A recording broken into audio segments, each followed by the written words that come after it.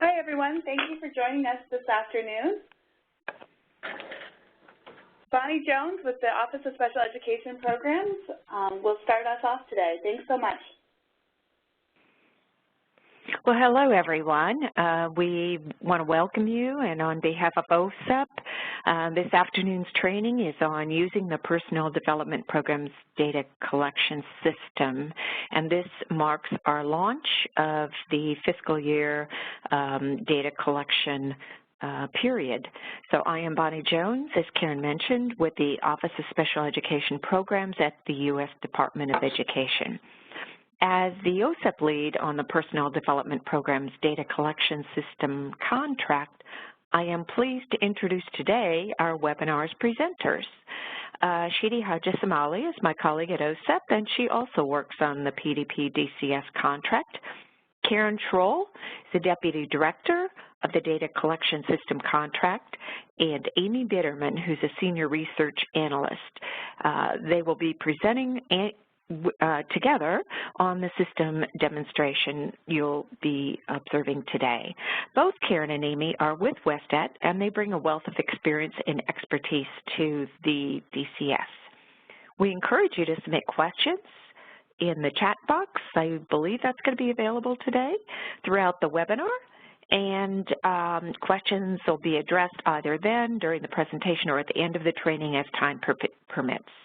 If your question is unique, our contractors will contact you individually after the webinar to follow up, but certainly questions of a general nature we would like to respond to during this presentation. The presentation will be archived and available on the PDP DCS website within a few weeks after today's training. So let's move to the next slide, the purpose of the presentation. Certainly, we want to highlight changes to the data collection system. We want to address frequently asked questions that we receive from grantees, identify next steps for our project directors. We want to allow the grantees time to ask questions about the data collection system. I'd like to turn it over now to my colleagues at WESTAT.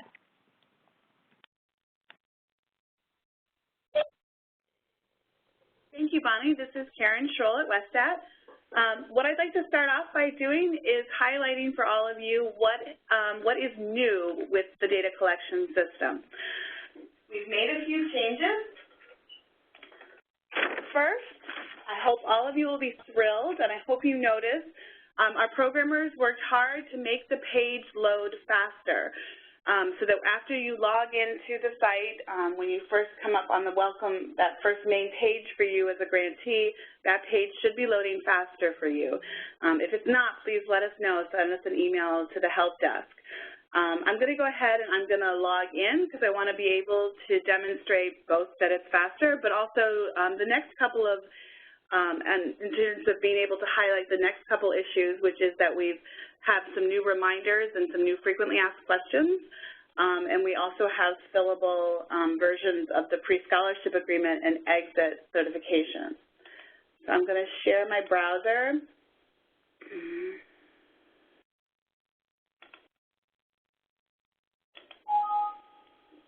And I'm going to go ahead and log in.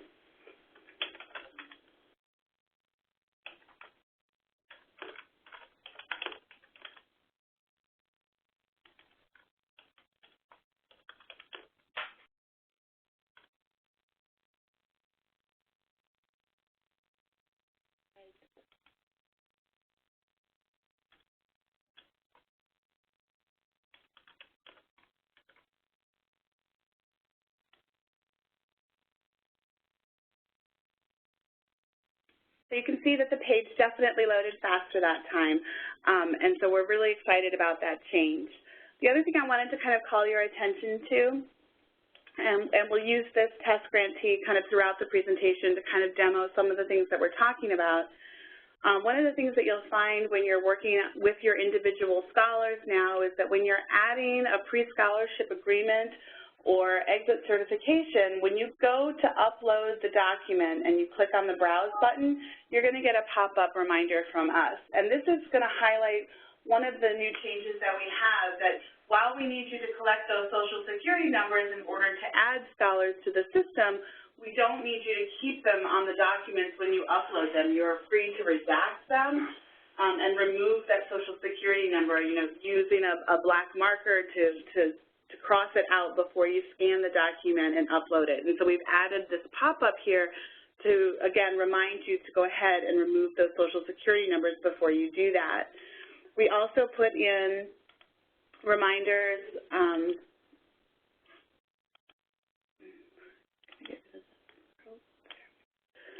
We also have reminders and address it in our frequently asked questions under the data collection system, frequently asked questions. You, again, can consult here just to get further guidance on redacting those Social Security numbers. And we also put it in one more place on the website, again, just trying to make sure that you all got the message in terms of the redaction. It's also available on our news and updates. We also have available versions of the pre-scholarship agreement and exit certifications that are fillable PDFs, so that you can go ahead and click on them and you are able then to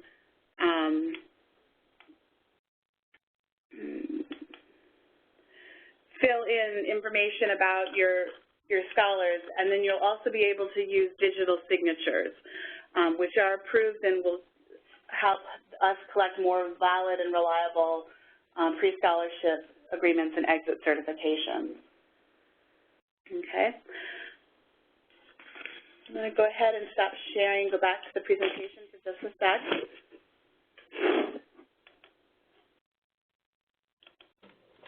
So the next part of our presentation today, we're framing around frequently asked questions that we receive here at Help Desk. So what we've done is we've kind of gone through all of the questions that we've received over the years from grantees and from scholars, and we're just sort of going to highlight on some of them here today to make sure that all of you have this information. So our very first one and our most common issue that we receive questions about is in terms of being able to log into the system. In terms of if you've forgotten your password, I understand it's been a few months since you've logged in. If you've forgotten it, we want you to be able to know how to do this and to help your scholars know how to do this. So again, I'm going to go ahead and go back to my browser over here and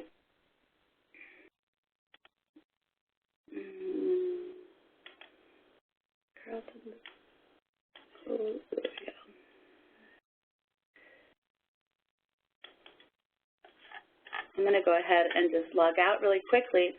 And then if I go here to the secure login, I can click on the forgot password, and here's where I can enter my email address into here, and it will send me an email.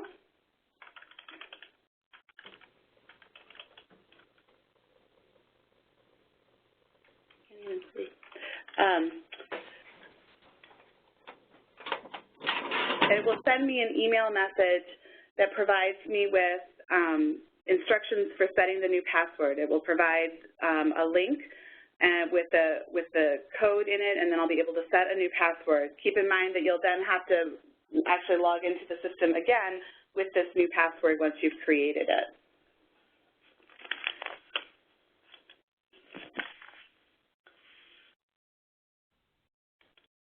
One of the next questions that we receive fairly often is, why aren't I or my scholars getting emails from the DCS? One of the things that's happening is all of our emails are coming out from service obligation at ed.gov, and we want to make sure that you have us marked as one of your friends so that we aren't going to your spam or junk. One of the things that happens sometimes with system-sent emails is that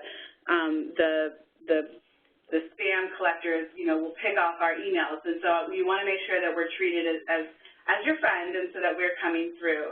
The other piece that we really want to highlight and emphasize, that we keep kind of running into this ongoing problem, is that when you're adding your scholars to our system, we really need to have non-IHE email addresses for the scholars.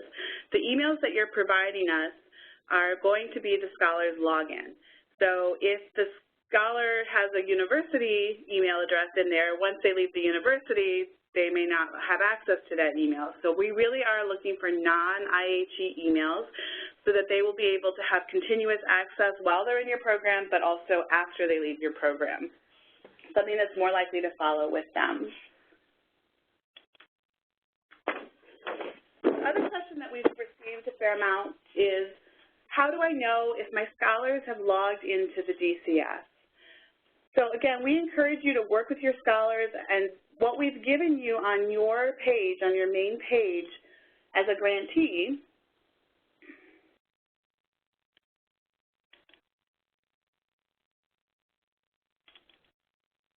is the ability to go in and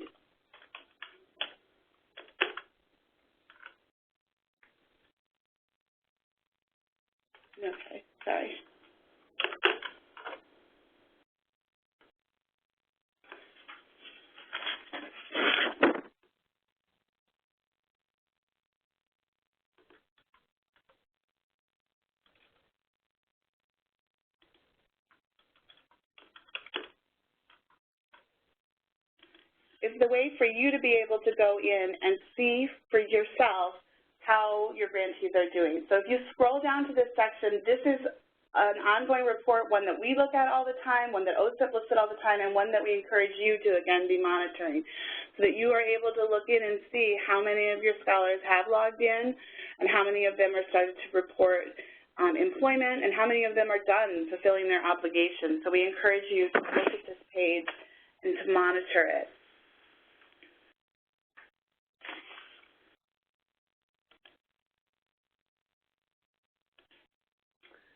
And then one of the questions that's come up more recently has been, my scholar is still enrolled. Should I submit her record? And the answer is yes. The submitting of the record has more to do with you reporting information to the DCS. It doesn't change their enrollment status. And we want scholars, while they're still enrolled in your program, to be accessing our system. We want them to be able to go in. We want them to be able to look at the information that you're inputting about them, both their contact information, but also the funding information, so that they can kind of monitor how much they're accruing in terms of the debt, in terms of the money, in terms of the time that they owe. So again, we really want everyone to be able to access that information, and for us to do that, you need to submit those scholars. So one of the things that you should note is that when you go in and after you've submitted a scholar, that even if you've submitted them, as long as they're enrolled, you will be able to edit their record. So you'll note here that my Tanya Benson record is submitted, but because she's still enrolled, I can go click on her record and still go in and edit her information. The only thing that we have in place for you is that once you have exited a scholar, so once they've completed a program, then they can no longer be edited by at that point, but you can just call us at the help desk and we can make those changes for you. Okay. At this point, I'd like to go ahead and I'm going to turn this presentation over to Sheedy with the Office of Special Education Programs.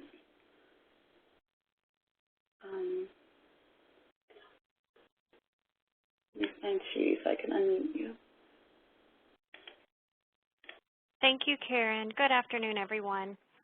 I guess we're going to need to, yes, thank you.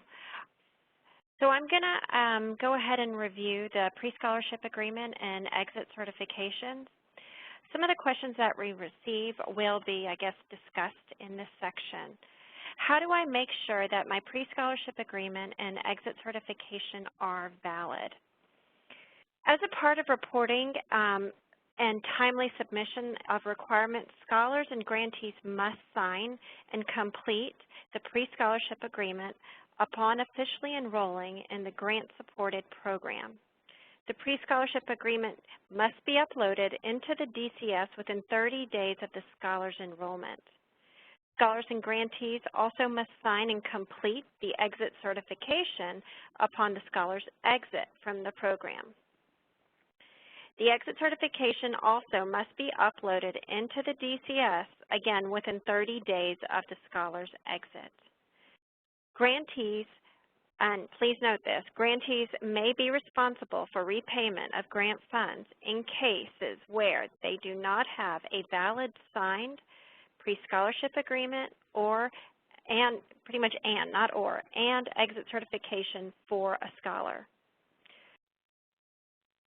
We now have fillable PDF versions of the exit certification and pre-scholarship agreement available on the DCS website that can be completed electronically as well as signed electronically. We will review where this can be found in, I believe, the next 2 slides. We've been using these forms for about a couple of years, and we have kind of done a review. And through this review, we've realized there have been some issues that grantees have had when they are completing and uploading these forms. We have seen agreements that weren't signed by scholars, grantees, or both parties. We have seen completely blank documents or completed PSAs uploaded in the place for the system where the exit certification should have been uploaded. We're going to now describe what we look for when reviewing these 2 documents. If any of these issues are found in the DCS, we will ask you to go back to the grantee and to resolve these problems if necessary.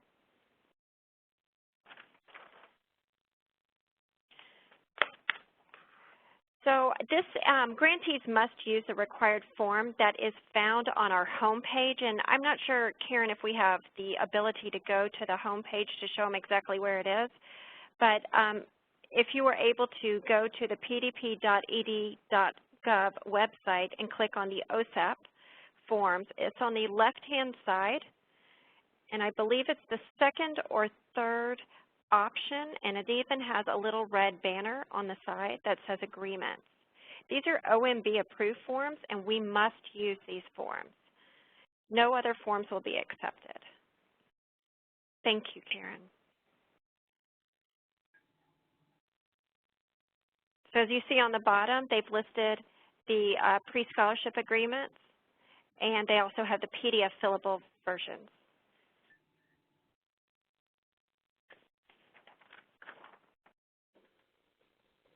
Okay. Next slide, please. Okay, pre-scholarship agreements and exit certification. We want to make sure that the scholars' names match with what you have entered into the DCS, and especially that you have redacted on the PSAs and ECs the Social Security number once you have entered it into the system. I know this has been an issue with quite a few of the universities, so it's pretty simple to just cross it out and make sure that you don't have the record of it, but make sure that it matches what is in the system prior to redacting. Next slide, please. The pre-scholarship agreement and exit certification slide is continued. In here you will see that this talks about program duration, accumulated academic years of funding, total fundings received. All of these, we need to make sure the data in here matches with what you have entered into the DCS. We do our checks when, reviewing these files, but we also ask you that you make sure that the information entered matches with what you have on hand.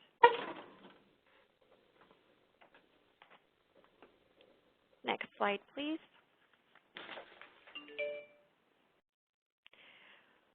Okay, so one of the most common problems that we've seen with both of these forms are missing signatures. We must have the grantees and the scholars sign both of these documents.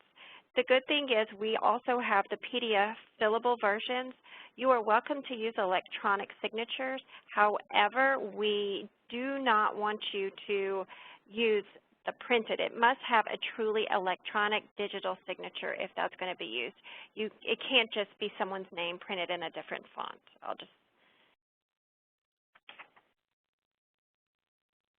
So next slide, please.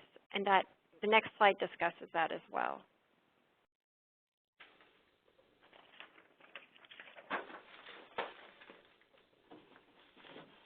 Okay. finally, the entire PSA and EC must be uploaded with no missing pages, and they must be legible. Again, please redact the scholar's Social Security number prior to scanning and uploading both of these forms into the DCS. Thank you. I'm going to hand this back. Thank you, Shidi. So now I believe Bonnie is going to jump back in. So let me unmute you, Bonnie. Okay, Bonnie. Thanks, Amy. Thank you. In addition to the pre-scholarship agreements and the exit certifications, grantees, specifically the project directors, must disseminate to scholars copies of the current regulations. That would be the 34 CFR Part 304. Those are specific to service obligation requirements, and the frequently asked questions. Both of those are available at the pdp.ed.gov website that Shidi referred you to during the last segment. Scholars also have certain requirements that they must fulfill if they accept funding.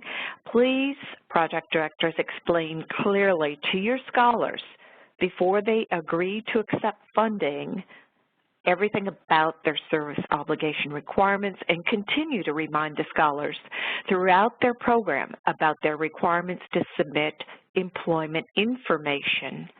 Many scholars are not logging into the DCS and submitting their employment information when they complete their program. Consequently, employment data reported by scholars may be way late or not there at all. It definitely is an underrepresentation of scholar employment rates.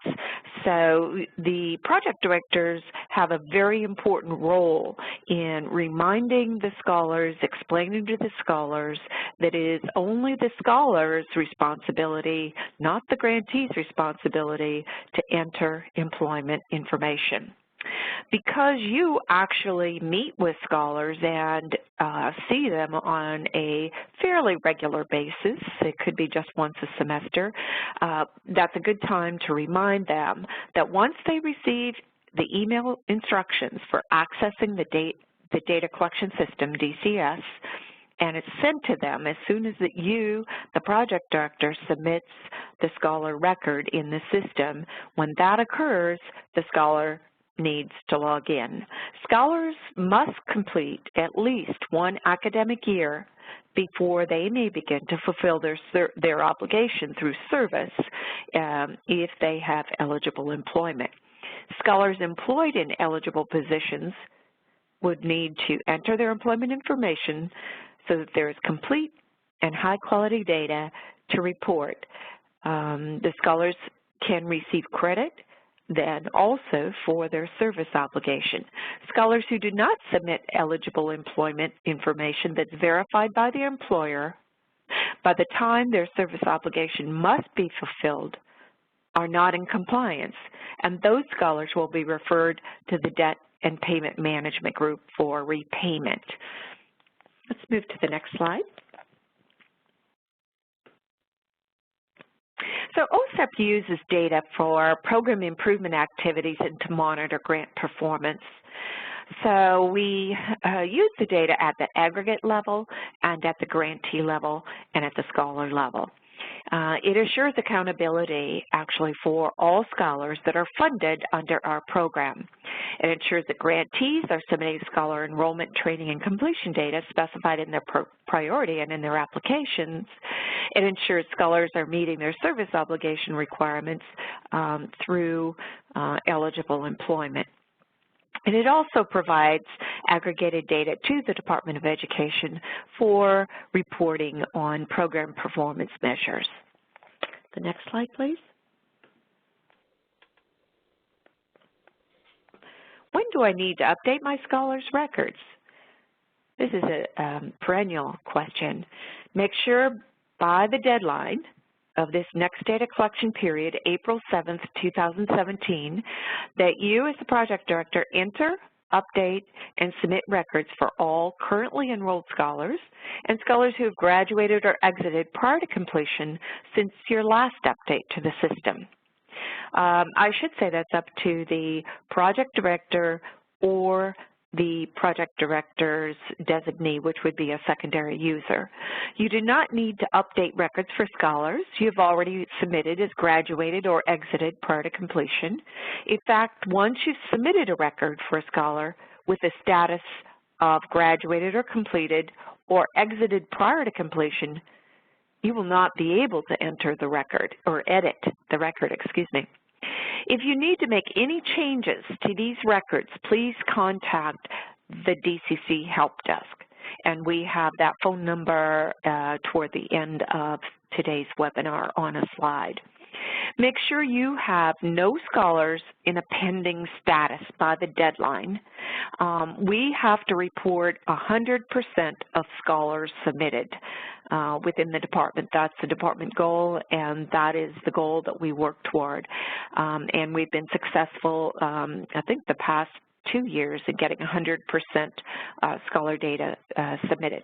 Scholars cannot be left in a pending status for more than 30 days. All non-compliant grantees are reported to OSEP, and then the project officers contact each project director of grants that have not submitted all scholars and their scholar records to determine what barriers they're having to submitting the scholar data, or what are the challenges that are preventing the grantee from submitting the scholar data. Because submitting in a timely manner is a key indicator for us that grants are operating smoothly. So it's actually, we have a federal regulation that the Secretary can consider the failure to submit scholar data in a timely fashion. We can use that to determine your project's ability to obtain future grants from OSEP or under any other department program. So I'm going to turn next to the next speaker and slide 19. Bonnie. If it's okay, maybe I'll keep you unmuted and we can address a few questions that have come in in the last few minutes. So we have one question asking us to clarify program and enrolled so that we understand if what's being referred to is the academic program or the grant-funded program. So I guess we just want to just clarify one thing, which is that only scholars who receive funding should be entered into the system. Scholars that maybe are enrolled in the program but actually don't ever receive funding through the program should not be in the system. I don't know if that helps. There is obviously some overlap between academic program and the grant-funded program. They could be one and the same. There could be scholars that receive funding and scholars that don't. And I see that you had a follow-up question, this might help too, about exiting from grant support or exiting from the academic program. I think you're getting at what point do they get a status of exited in our system. And it's really once they've exited the program, whether that's prior to completing the program or if they've completed the program. We do have a status if scholars are still enrolled in the program, but they are no longer receiving funding. You could use that as their status for that situation. But please, reach out to the help desk if I'm not answering or you have specific questions. I could also, Go ahead. I'm going to just jump in too. It's something that's kind of been going on I think since the SDR. Again, the idea is you created a grant proposal and defined what your program is, and that's what we're collecting information on. So, it is very diverse across all of these grants, but for you it could be that the program was just a certain number of credits that led to a credential, and that is your program. It has nothing to do with, say, the master's program they're also in. So again, it's defined, when we talk about program, we're talking about what you proposed in your grant application. But again, as Amy said, feel free to call us and we can kind of walk through what you proposed and so how we're defining it here in the system. To share also how we work with DCS at OSEP is when there's a question like that, we'll actually go back to to the application. And because the question becomes, what did the grant say the program is? Did they describe it as a certification and master's? Did they describe it as only a certification or a certification or just a master's? So there's your application, how you've defined it in your application is critical for us to be able to answer that question. Another question, are the scholar statuses updated when the status is listed as awaiting login, et cetera? And yes, they absolutely are, and that's what allows, you and us to keep track of where they are in the process. So once a scholar logs into the system, then their status should change from awaiting login to fulfillment in progress or fulfillment not in progress, depending on if they've had employment verified, and it keeps changing as their employment gets verified and they're fulfilling their service obligations. So it does change. A question about if you need 60 days to upload an exit certification because of not being able to get final expenses from the business office within 30 days. I would say in those types of situations, special situations, maybe reach out to the help desk and we can, work with you to figure out the best way to get that done in a timely manner. But obviously, if there's extenuating circumstances like that, we can definitely, work with you. So just if you let us know, then we won't be bugging you. A question about using the electronic signature. I think the easiest thing for that would be for you to go ahead and call the help desk so we can kind of walk you through. If you open up sometimes the fillable PDFs, and you go down to the signature page, it will prompt you. Adobe will prompt you in terms of how to set up that, but it might be easier if you're on the phone with someone to kind of coach you through it. In terms of entering new scholars into the system, the way that the system works, and this question has to do with putting new scholars in August 2016, and it took some time before they got an email explaining how to log in, and that might be again, it goes back to that pending versus submitted status, where if you put your scholars in the system and you save it for later, you save the record for later, you don't submit it, they will not get an email. It's not until you actually save and submit their record, and then an email does automatically, immediately go out to those scholars. So again, if they're in a pending status, no, they're not going to get that email until you actually submit that record, which is another reason we really would like you to submit them as quickly as possible. A question about Section H, which I think we'll get to in a little bit. I'll come back to that one. Someone's wondering who they can ask specific questions about employment payback to. So please, for those, I contact the help desk, and then, as Bonnie said, we might need to reach out to OSEP for certain types of questions, but we start with the help desk for any types of employment-related payback questions.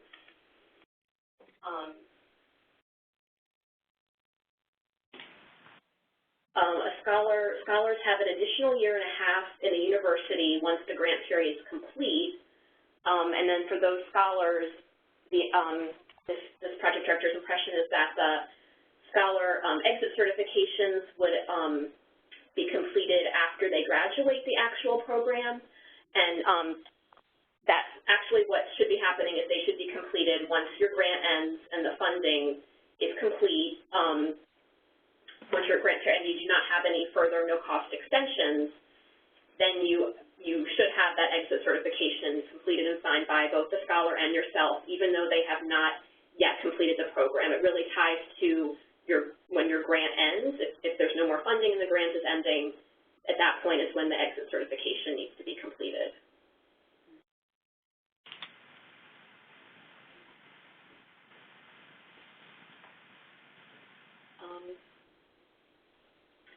If someone is not redacting Social Security numbers, is there something you can do or redact going forward? Yeah, so please just redact going forward. We're not asking grantees to go back and do the redactions on forms that you've already uploaded into the system. Just please, moving forward, if you could do that.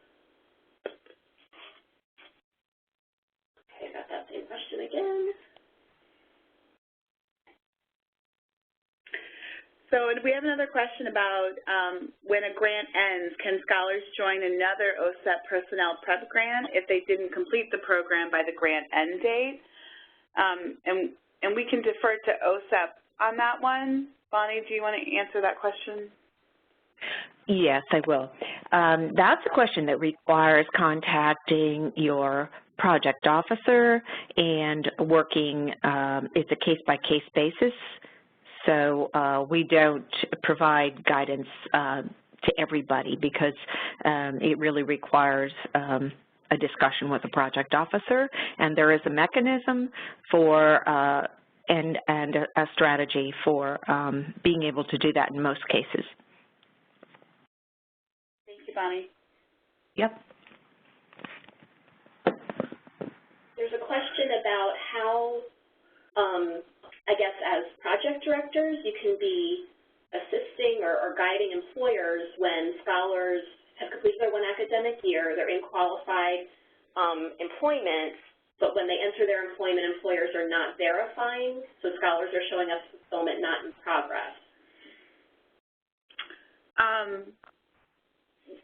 Well, I never turned down help, so I mean, we definitely would appreciate you all working with your scholars. One of the things that we're looking into pursuing is creating a document that we can make available on the website for scholars to be able to give to employers that will help them, you know, again, show, you know, I need you to verify this, so we're working on that, and we'll get that out to you, and we could definitely use grantees' assistance in distributing that to scholars and helping them. If that letter is needed sooner rather than later, you know, please give us a message and we can work on getting you that for your scholars sooner rather than later.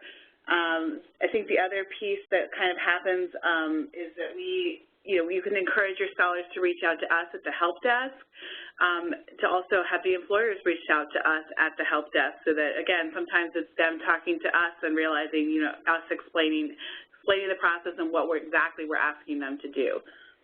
Yeah, so it's really understanding, I guess, what is prohibiting the employers from verifying. Are they not getting the emails? Are they getting them but they're unsure how to handle it or aren't comfortable completing it? So, yeah, so the individual scholars, if they know kind of what the issue is, letting us know, because we have the ability, we can, you know, send out that verification email as many times as it needs to go out for them to see it. We have different ways, I think, that we can help facilitate that if, you know, hearing from the scholars what the barriers are. And, okay, maybe we'll take one more question and then move on. Scholars who were submitted last summer but haven't logged in and created an account, can we send new emails? Or can they create an account without an email from your office? So, yes to both things, I think.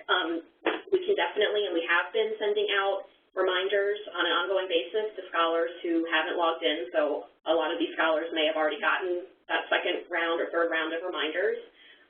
But if there's particular scholars you want to let us or are concerned about, definitely contact us and we can send out that welcome email again. Also scholars, by clicking on that forgot password link that we showed you, even if they've never logged in before, they can click on that, set up their password. They'll get that automatic email to set up their password and log in, so they can do it that way as well. Okay, so let's jump back over now to the PowerPoint. And what we're going to do now is go through a to-do list of the actions and the activities that we think that as project directors you should be completing by the deadline of April 7th. And well, again, we'll kind of be moving back and forth between the PowerPoint and showing you a demonstration in the system. So as Karen already talked about, logging in, that's the first step to doing this work in the system. We talked about if you forget your password, and similarly for scholars, if they've never logged in or they've forgotten their passwords, they can click on that forget password link and we'll be able to reset their passwords. Also just keep in mind too, we run into this sometimes I think if you haven't logged in a while and think you remembered your password but aren't sure, if you enter your password incorrectly 3 times, you will be locked out of the system for an hour. So you can try again after that hour, although at that point you might want to reset your password. But just keep that in mind if you've already tried once or twice and are getting a message saying that the password is incorrect. The second thing that we think is really critical that you do is see who has access to your grant, meaning that secondary user. So you can enter someone else into the grant who can have the same capabilities as you do as a project director to be able to add new scholar records and update scholar records. A lot of they have already done that and set somebody up as a secondary user. So please, if you've done that already, just check and see who that person is. Is it the same person you want to continue with? Maybe that person has left the university and you want to change who that person is. Please, do that. Everyone has a unique login to the system, your email and a password. You do not share your password with anyone else. So if you do have this person that you want to help out, they need to be set up as a secondary user. The PDP DCS is governed by federal security regulations, and if you do share your password, that violates those federal regulations. So now I'm going to just show you where in the system you would go to set up a secondary user.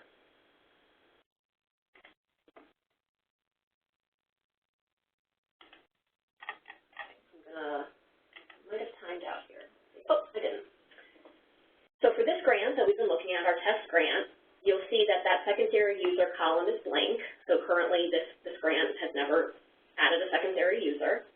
So the way you would want to do that is clicking on the Add Personnel button, filling out the first name, last name, email, verifying the email. A phone number is also much appreciated. And then clicking Save. Once then that you have added that new person, the second step, this is a two-step process. Click on the grant number towards the top of the page. And then on this page, we're going to see a drop-down box.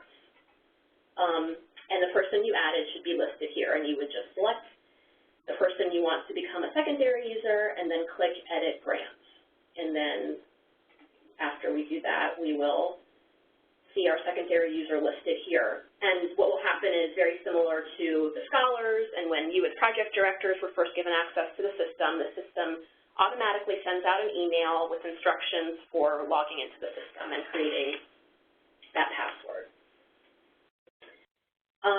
The next thing, I'm just going to say where we are in the demonstration that Karen already talked about too, is it's really important that you are keeping track of your scholars' statuses. Making sure that for the record entry status, all of your scholar records are submitted. There should be no records pending as of the deadline.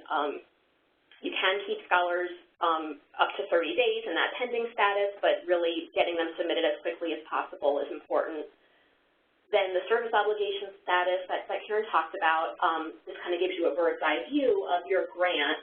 And then clicking on your View All Scholars page, you'll then see for each scholar what their status is. So for scholars that are still awaiting login, please reach out to those scholars, remind them that they need to be logging in at least every 6 months, updating their contact information if it's changed, verifying the training information that you've entered for them is correct, and then once they've completed that one academic year, they should be entering their employment information. And this support is really critical to ensuring that OSEP has all the data that it needs for reporting on the program performance measures, also for scholars to make sure that they are meeting their requirements and fulfilling their service obligations. And then number 4 on the PowerPoint, but I'm just going to stick with the system right now, is making sure you're adding any new scholar records for scholars who are already not in the system but have been enrolled in your program for 30 days or more. So again, that 30 days comes into play where you should be getting scholars into your system, getting that signed and completed pre-scholarship agreements uploaded within 30 days of the scholars enrolling in the program. And there's 2 kind of points of entry for adding a new scholar. On this View All Scholar Record page, you can click on Add New Scholar Record there, and also if you go back to your main menu, there's a link to Add New Scholar Record. And then from here, the first step is just putting in their Social Security number, and then you'll be taken to a blank scholar record, which you will then complete for for your scholars. Okay, I'm just going to go back over here and skip these next few that we've gone through. Now we're going to talk, and I think there was a question that came in about sections G and H. These are important sections that need to be have rows for each fiscal year, and they need to be completed for each year that the scholars enrolled in your program. So talking a little bit about those years, because it can be confusing, we know. It doesn't necessarily refer to the academic year. It's talking about your grant budget period, which, again, might not align exactly to your academic year. So there are a lot of grants that have that grant fiscal year that runs from January to December. In that case, what we're talking about when we say 2015, that grant fiscal year refers to January 1, 2016 through December 31, 2016. So just making sure you're really clear on those time periods. You'll see for these items that you're reporting for every year, we do have your actual grant fiscal year in parentheses. We also included your 2015 grant fiscal year in the notification email that you received last week. Please reach out to the help desk if you have specific questions and are confused about what your year is and how to determine your year. So now I'm just going to go back over to the system so we can take a look at those items. I'm going to go over to a scholar that we've already completed so you can see information in. Okay, so sorry if this is making people dizzy, but again, just making sure your scholars that are still enrolled, you want to verify most of the information that's in here really should stay the same for the most part, but just make sure if there are any changes to their current program, make sure that's getting updated when necessary. And then section G, number 5, you'll be indicating for every fiscal year if the scholar was a full-time or a part-time scholar. If they were not enrolled in the program for that particular fiscal year, then you would have this column, the not enrolled in program, checked. For number 6, the funding amount is really critical because that gets, we have that totaled, and that's the total that the scholar sees on their page for how much funding they would owe if they're going to be repaying and how much funding they've received. So that really needs to be current. Then in section H, for every fiscal year, you're indicating if the scholar was employed during that year or not. If they were employed, then there's a few additional questions. How many average number of hours per week on average the scholar was working, and then questions about their position. Section I is another place that you'll be going to pretty frequently and make sure that information is kept up to date. If the scholar's enrolled in your program, you'll just be keeping them at that status. They're still enrolled in the program and receiving OSEP funding.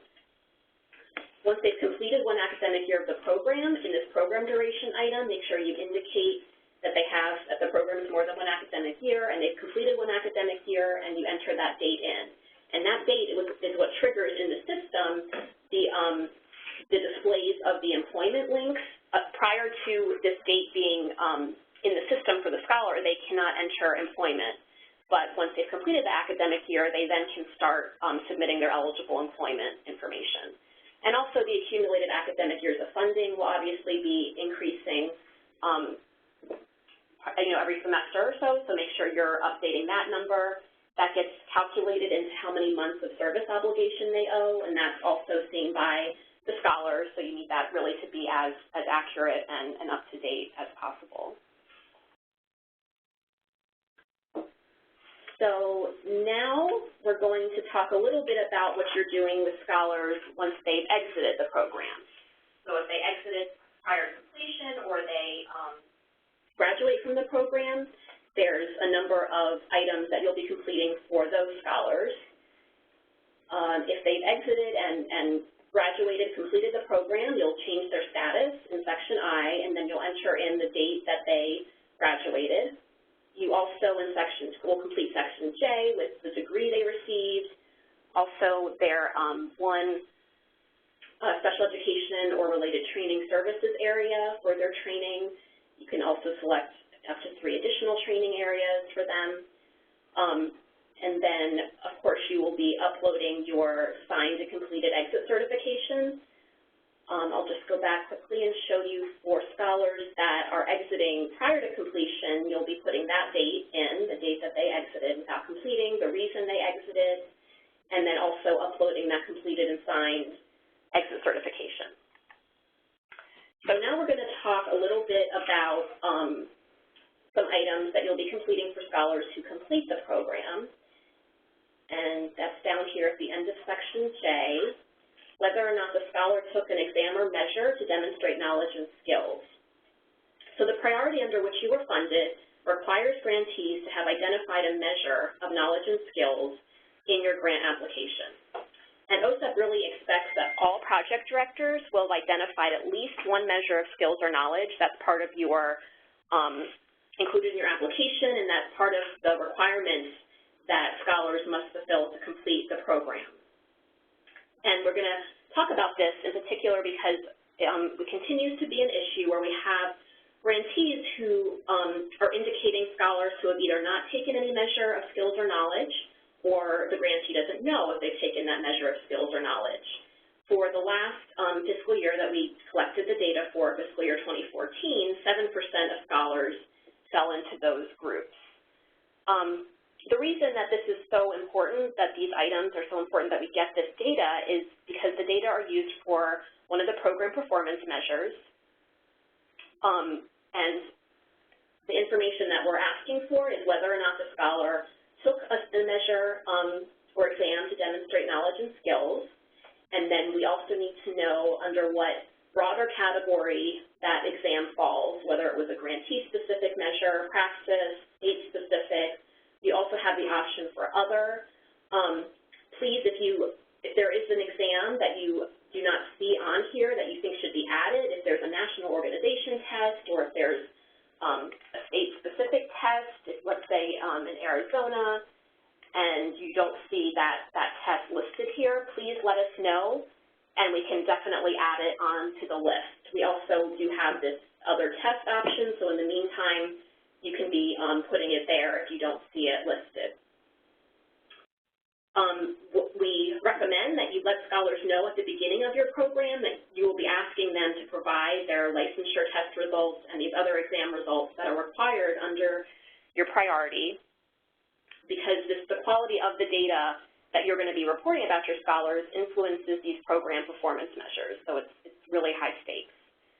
There's a few important things we wanted just to mention. One is that I think we continue to kind of get questions about grantee-specific tests and can we use a comprehensive exam or defensive dissertation, and as you'll see here, there are a number of grantee-specific tests that are acceptable measures to use for reporting on this.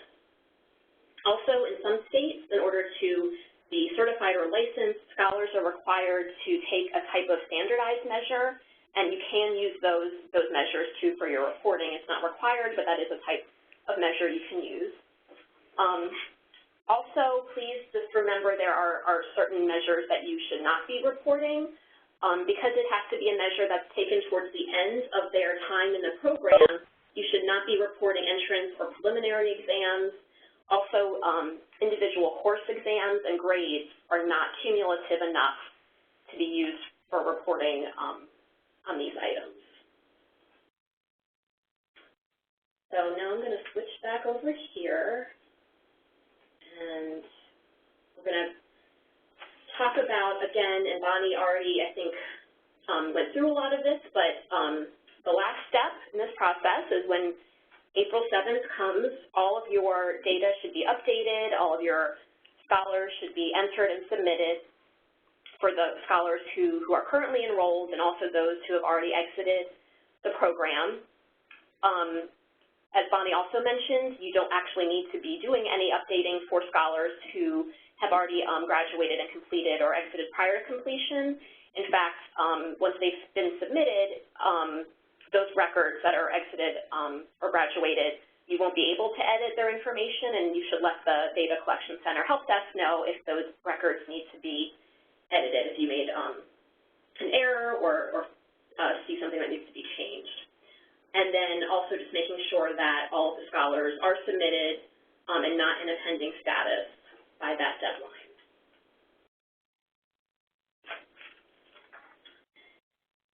And this is just to reiterate the importance of submitting all of your data in a timely fashion. In order to, you must be submitting your data for continuation funding and also for other reporting like the performance measures and for service obligations. And failure to submit your data on time or submit it at all will be considered in determining your ability to obtain future funds, not just from OSEP, but also other department programs. And here are some of the federal regulations, that address timely submission. And now we're going to kind of wrap up this portion of the presentation by talking about the support that we have available for you as the grantees and also for your scholars. As we already mentioned, there'll be a recording of this webinar that's available on our website for any staff that may have been unable to attend today or need a refresher. In particular, if you have secondary users that are starting up after this training, I think it's a great resource to send them to kind of introduce them to the system. And we'll put this training recording up in the next couple weeks.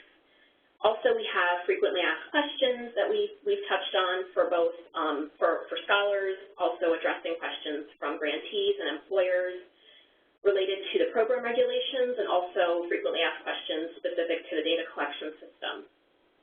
Our help desk is available year-round. We have staff on the help desk from 8 a.m. to 8 p.m. Eastern Standard Time, Monday through Friday, except on holidays. If you send us an email or if you leave us a voicemail because we don't answer, we will get back to you within 24 hours, so please make sure you leave a message. Also, if you need some additional time to maybe walk through different parts of the DCS or need more information or detail on certain components, we are happy to have one of our designated specialists. We'll schedule, if you reach out to us, we can schedule an appointment to spend as much time as you need discussing any of those questions you might have. And then also we have a number of resources that are available to scholars. So I'm just going to move back over to the website, and then you'll be able to see, show you on our page where we get to those resources. By clicking on home over here, or just the pdp.ed.gov/OSEP, we have training and resources, and then these first two links at the top are really specific for scholars, but we encourage you also to take a look at them, and that might help give you a better understanding of what scholars are doing on their end. The scholar training and system demonstration describes the service obligation requirements and also the employment verification process. We also have a quick reference guide for scholars, and that includes a step-by-step set of instructions for how scholars can log in and create their account in the system, and also submitting employment information. Please, if scholars do have any questions at all, please direct them to the help desk, because we are here to help them as well.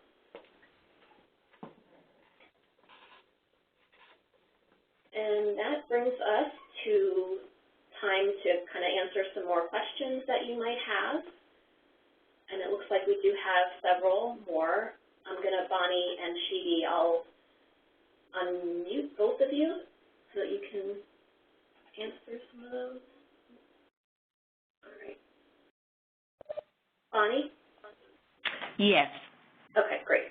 And let me find Shidi. Okay. Shidi? Are you on, Shidi? Okay, she's unmuted too, I think.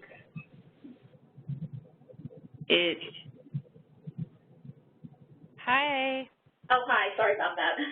No worries. Okay. So,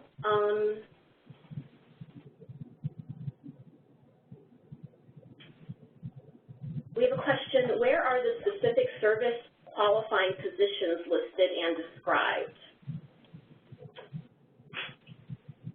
Dee or Bonnie, do you want to take that, or do you want me to?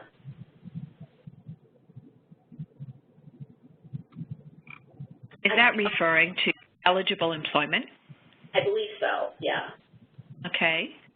Sheeta, you want to talk about the 51% and I'm going to pull up Sure. the FAQ right now, too, if that helps. You read my mind, Amy. Thank you. Okay. So we at the center and at OSEP do not, I guess you would say, validate the employment of students. The employment must fall within what Amy is right now getting to, which is our FAQ and the requirements. The employer would read these requirements and therefore evaluate the position the student is in or the scholar is in and taken, and to make sure that it abides by what is in our service obligation regulations. Once that is done, they would get credit for their employment. But we at the center don't have a list of, for example, employment that would be considered eligible employment. That is up to the employer because they are at the setting of where the student is employed and can evaluate exactly what their position is. I hope that has helped. Bonnie, did you want to add anything? Right, I'll add on. Thank you, Sheedy. I'll add on the common questions that we seem to get about this. Well, maybe it's not common, it's an uncommon, but it happens.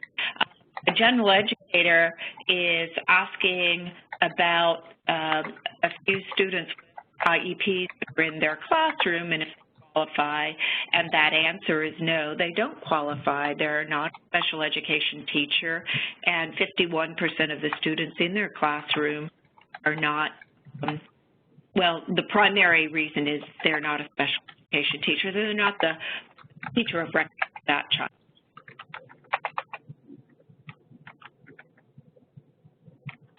And I pulled up, just so you can see, it's frequently asked question number 8, how do scholars fulfill their service obligations? And that's where it lays out what those criteria are. One of the questions that we've had recently is, does an internship count as eligible employment? And the answer is no. Even if it's a paid internship, it does not count towards service obligation fulfillment because it is part of the program that they are completing. So that clarification is being added probably within the next couple of weeks to the online FAQ.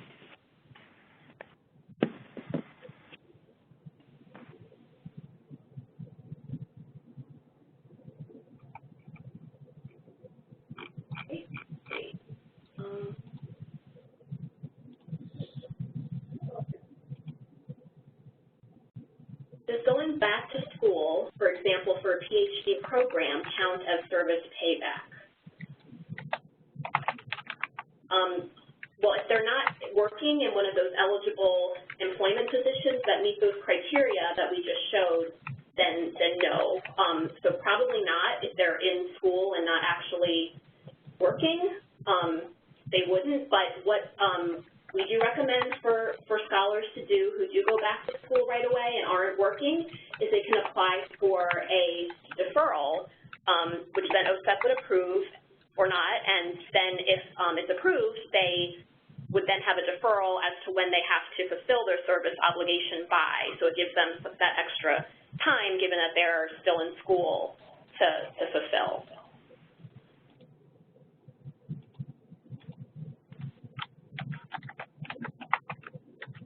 I have a question about not being able to reach a scholar who's no longer attending the program. You've sent them exit forms via certified letters, and they don't respond. Do we just let the help desk know? So yes, in those situations, please, the help desk will remain in very close contact with you, figuring out different ways to reach out to the scholars, and we can help as well. But that's something definitely to keep in contact with the help desk about so that we can also maintain that documentation along with you, so it's clear also to OSEP all the steps that have been taken to try to reach the scholars. So yeah, definitely be in touch with the help desk. Bonnie or Shidi, anything else on that? Not me. No. I would mention that there is someone that's typing that is yeah, I tried to say that. Yeah. They're still typing. Yeah, we're trying to figure out who is not muted and typing.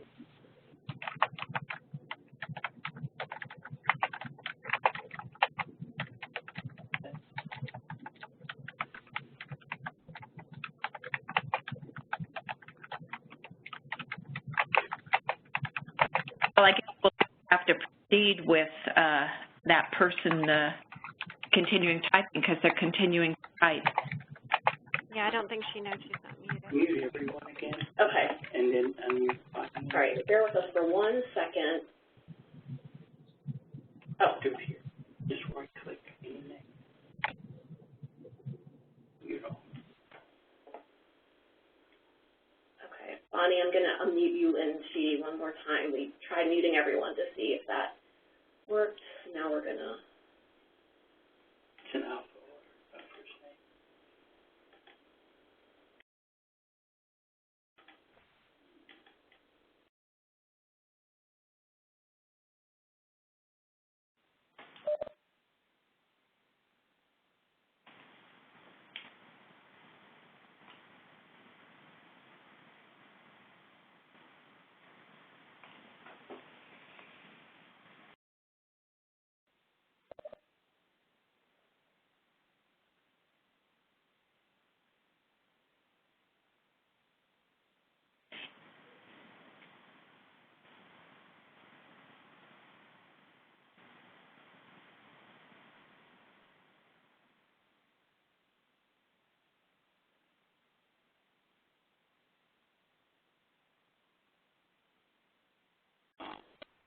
Bonnie and Shidi, are you on now? I am. Yes. Okay, sorry about that. Trying to mute and unmute and getting all mixed up. Okay. So thank you. It took care of the problem, I believe. I think so. Yeah.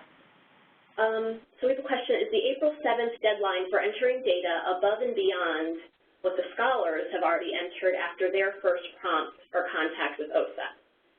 And that April 7th deadline just really applies to you as the grantee to get all of the information on the scholars on the page that you see for them entered and submitted. Not talking about necessarily when for the scholars and their deadlines, because the scholars sort of run based on the last time they've logged in. We really want them to go in like every 6 months. So it sort of varies from scholar to scholar a little differently than how it does for grantees putting in their information. Someone's asking about not being able to, I guess, add a secondary user. So please, if you can, just reach out to the help desk and we can take a look at what's going on specifically with your grants and make sure you can get that secondary user added. Someone is asking about accessing the webinar archive, and yes, we will be adding a link to the recording of this webinar very soon, and it'll be on that training and resources page that we saw. It'll be the very first one listed under the grantee resources.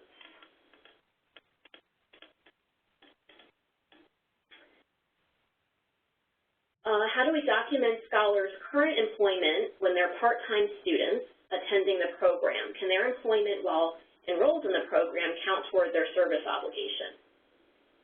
So scholars, once they have completed that one academic year, yes, they can begin fulfilling their service obligation for eligible employment. That is verified. But it's not until they've completed one academic year. And it can be part-time employment. That's when in the form that they complete, they indicate if it's part-time or full-time, and if it's part-time, they enter the average number number of hours per week that they're working.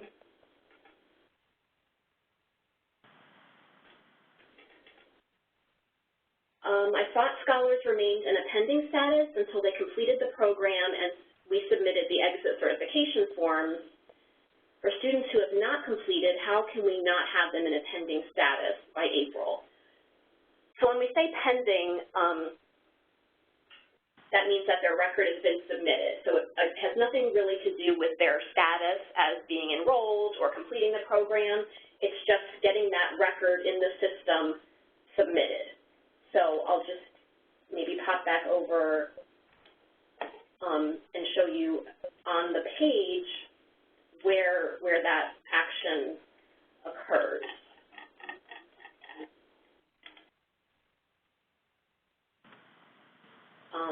So if I'll go to one of the scholars that's already in the system. So as you'll see, these two scholars that are in the system, they both are enrolled, so they haven't completed an exit certification yet, but they are submitted. And if we go down to the bottom, you'll see they have status as enrolled. The sections related to their exit information don't show until they have exited a program. So section J and K, where they upload the exit certification, are not shown yet.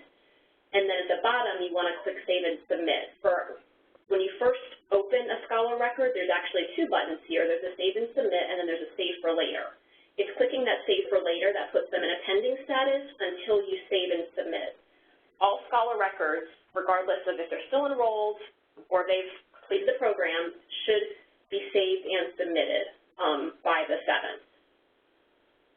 So I hope that helps. If that still isn't totally clear, then please reach out to us and we can look at your scholars together and figure those out.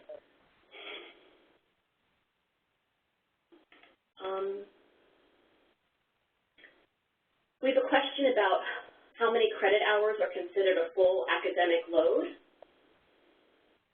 And we have an FAQ that I can bring up that addresses that question. It's because it's so variable across the universities that it's really based on how your university determines that. And I can bring that FAQ up. Bonnie or Sheedy, I don't know if you have anything else to mention about that. I do not. No, I think that's the perfect response. And it's, I can't remember the number, FAQ frequently asked question number, but again, going to our frequently asked questions, the regulatory frequently asked questions.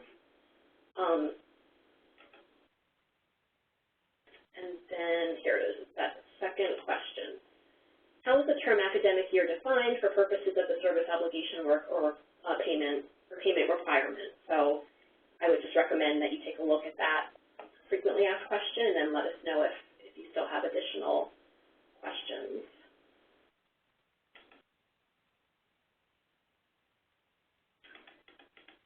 We have a question about deferrals. If the student goes on to enter a doctoral program, does the scholar have to go in and formally request a deferral?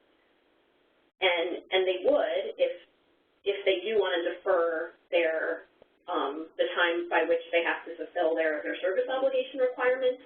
They don't have to if they're going into a doctoral program. If they're going into the doctoral program and they're also working at the same time, or they feel like they don't need to defer it until, if they're not going to be working, let's say, until after they're completed a doctoral program, but they still think that they'll be able to complete their service obligation in time, that's okay. They don't have to, but that is an option they have then to request that deferral.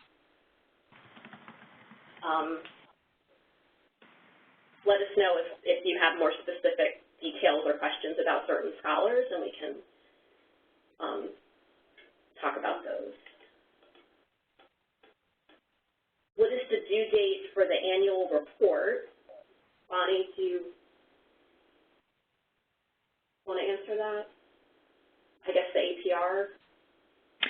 Right. I'm going to have to look that up right now. I believe it is in April or May, but I know it is, no, it's in May, and it's about 1 month after the due date for this data collection. So we feel it's positioned very well because you're gathering all of the data, and you will have submitted 100% of your scholar data by April 7th, and then you will be able to also share that information with your project officer in the APR that's due in May. I'll look that up right now, Amy, unless she has it on the top of her computer. Shidi, do you have that right? I do. Okay, I'll look right now, and I'll get back with you on that. But you should have received the announcement from, I believe they went out about a week ago to project directors.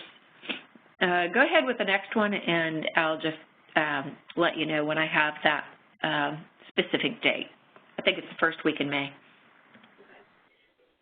If there's new scholars that are accepted into the program for, let's say, summer 2017, so in the future, there's no need to include them in the PDP until next year. Is that right? And yes, in fact, you won't be able to submit any scholar records if their date of enrollment is in the future. You can't actually submit them until they've been enrolled in the program. So please don't put any scholars in until they've actually enrolled in the program. Otherwise, they'll be sitting there in that pending status for quite a while, and that then we'll be constantly kind of asking you what's going on with them. So it's definitely better to wait until they've actually enrolled before you put them in the system.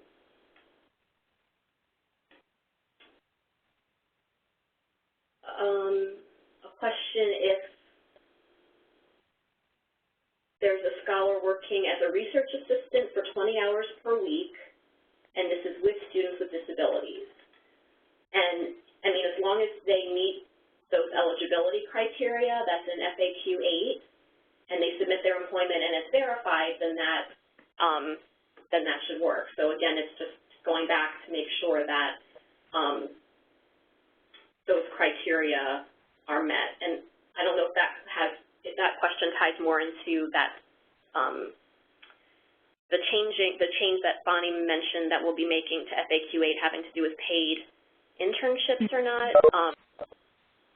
And also there's a provision that you cannot, if it's OSEP funded out of that grant, that is not eligible for service obligation fulfillment.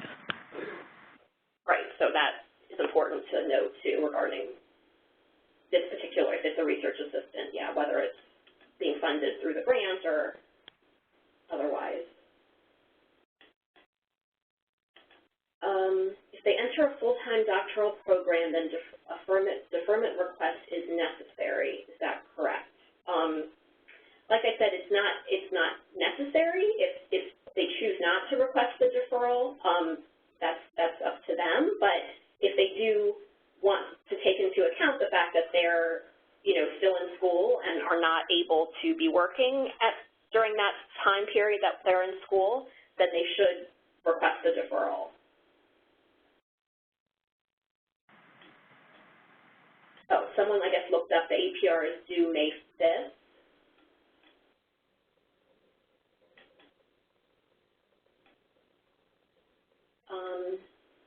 There's a clarification: if the doctoral program is OSEP funded, then they are not eligible because it's double dipping.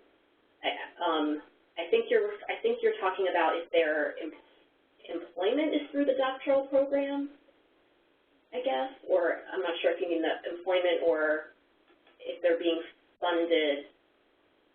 Oh, the 20, okay, got it. Yeah, so you're saying that the 20, if a research assistant for 20 hours is being funded under the OSEP doctoral program, then they would not be eligible. And I believe that would be correct, right, Bonnie, since the research assistant position, is funded under the grant.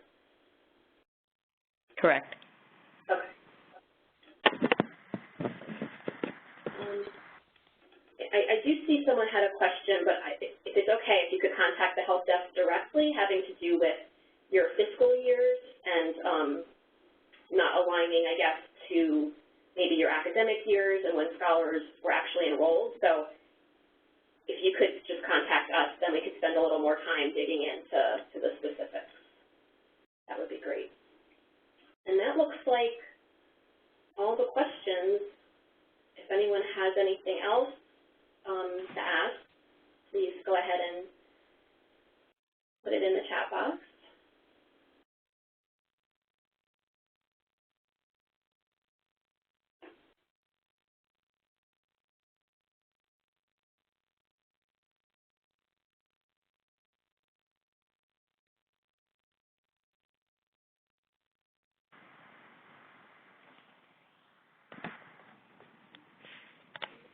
Go ahead, Bonnie. I don't see any additional questions coming in, so I think we'll take Amy's advice, and please contact the help desk if you come to any questions after we conclude today's webinar. So I want to thank all of you for joining today. It is a required training, so if you know of someone on your staff that should be entering data and they were not on this webinar, just to repeat what you heard earlier, be sure to have them review the webinar when it is posted on the website. And with that, I'd like to thank both Amy Bitterman and Karen Schroll, our research people and Deputy Director from WestAd, and my colleague Shidi Hajjismali for today's webinar. Thank you so much. And all of you out there, have a great day.